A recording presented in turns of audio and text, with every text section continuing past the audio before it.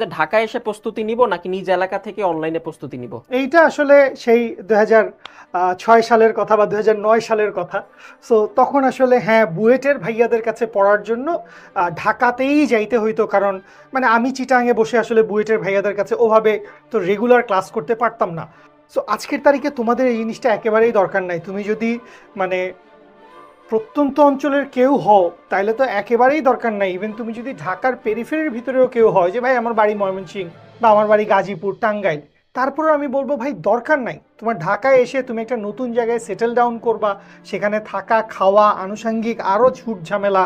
আমি বললাম না ঢাকা শহরের পানি কেমন, ঢাকা শহরের যানজট কেমন, মানে এগুলোর দিকে আমি গেলাম না। ভাই বাসায় থাকো, বাসায় বসে বেস্ট প্রিপারেশনটা নাও।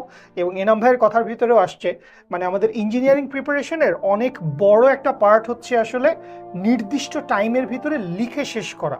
তো তুমি শিখর কোর্সে, আমাদের এই ইঞ্জিনিয়ারিং অ্যাডমিশন কোর্সে তুমি বাসায় বসে রিটেন এক্সাম দিতে পারবা।